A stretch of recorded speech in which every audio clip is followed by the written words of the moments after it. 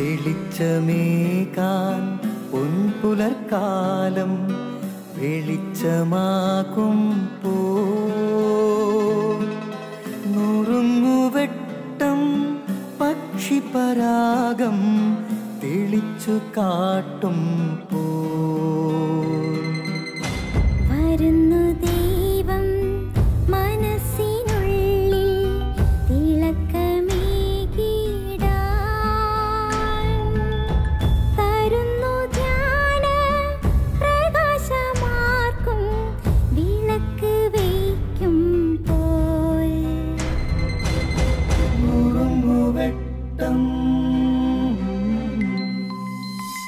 ഇറങ്ങിടട്ടെ ഹൃദന്തമെല്ലാം യുഗപ്രകാശത്താൽ മറഞ്ഞിടട്ടെ മനാന്ധകാരം യുഗപ്രസാദത്താൽ നുറുങ്ങുവെട്ടം.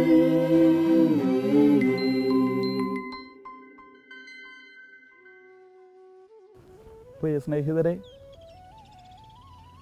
സന്യാസ പരിശീലനത്തിൻ്റെ ഒരു ഘട്ടത്തിൽ തിരുവനന്തപുരത്തെ കടൽ തീരത്ത് കുറച്ചുനാൾ താമസിക്കാനിടയായി. കടൽ തീരത്തെ മത്സ്യത്തൊഴിലാളികളുടെ ജീവിതവുമായി ബന്ധപ്പെട്ട് പരിശീലനത്തിൻ്റെ ചില ദിവസങ്ങൾ ചെലവഴിക്കാനായിരുന്നു ഞങ്ങളവിടെ പോയത്. അങ്ങനെ ഒരിക്കൽ ഒരു സായാഹ്നത്തിൽ ചക്രവാളത്തിലേക്ക് നോക്കിയിരിക്കുന്ന സമയത്ത് കടൽ തീരത്ത് എൻ്റെ കൂടെ ബെൻ എന്നു പേരായ ഒരു കുട്ടിയുണ്ടായിരുന്നു. ഒരു 7ാം ക്ലാസ്സുകാരൻ. അവനോട് സംസാരിച്ചു കൊണ്ടിരിക്കുമ്പോൾ ഞാൻ അവനോട് ചോദിച്ചു, ബെൻ, നിനക്ക് ഭാവിയിൽ ആരായിത്തീരാനാണ് ആഗ്രഹം? അവൻ പറഞ്ഞു, 2 മരക്കഷ്ണങ്ങളും ഒരു വലയും കിട്ടിയാൽ മതി. ഞാൻ ഈ കടലിലേക്ക് പോയി മീൻ പിടിച്ച് ജീവിക്കും. അപ്പോൾ ഞാൻ കൗതുകത്തോടെ അവനോട് ചോദിച്ചു, ബെൻ, നിനക്ക് പഠിച്ച് മിടുക്കനാവണ്ടേ? നല്ല ജോലിയൊക്കെ വാങ്ങി നല്ല കുടുംബമൊക്കെ ആയിട്ട് ജീവിക്കണ്ടേ നിനക്ക്? അപ്പോൾ അവൻ പറഞ്ഞു, എനിക്ക് ഈ 2 വസ്തുക്കൾ മതി, 2 മരക്കഷ്ണങ്ങളും ഒരു വലയും. ഞാൻ അധ്വാനിച്ച് ജീവിക്കാൻ തയ്യാറാണ്.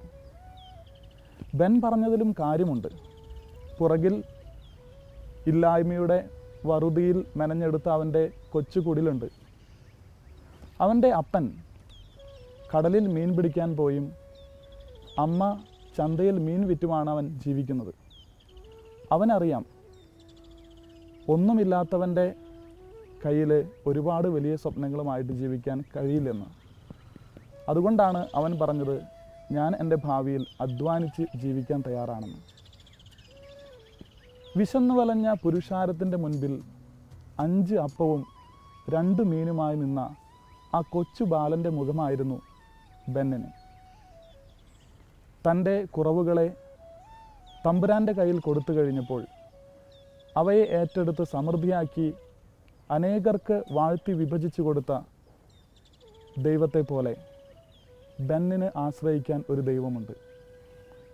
തൻ്റെ ഇല്ലായ്മകളിൽ, തൻ്റെ കുറവുകളിൽ അമിതമായ സ്വപ്നങ്ങളൊന്നും കാണാതെ ദൈവം തന്നിട്ടുള്ള കുറവുകൾ എന്തൊക്കെയാണോ അതിലേക്ക് മാത്രം നോക്കി അതിനെ വളർത്തിയെടുക്കാൻ, അതിനുവേണ്ടി അധ്വാനിക്കാൻ, ജീവിതത്തിൽ ഒത്തിരി നേട്ടങ്ങൾ അങ്ങനെ നേടിയെടുക്കാൻ ബെന്നും ആഗ്രഹിച്ചു.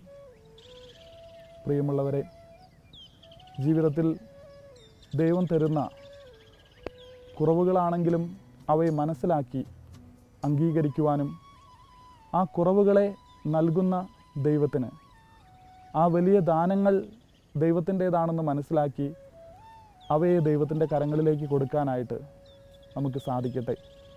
അങ്ങനെ കുറവുകളെ സമൃദ്ധിയാക്കി നൽകുന്ന തമ്പുരാൻ്റെ കരങ്ങളിലേക്ക് എല്ലാം വിട്ടുകൊടുക്കാനായി നമുക്ക് സാധിക്കുമ്പോൾ ജീവിതത്തിൽ ഒത്തിരി നേട്ടങ്ങളുണ്ടാകും, ഒരുപാട് സംതൃപ്തി ഉണ്ടാകും.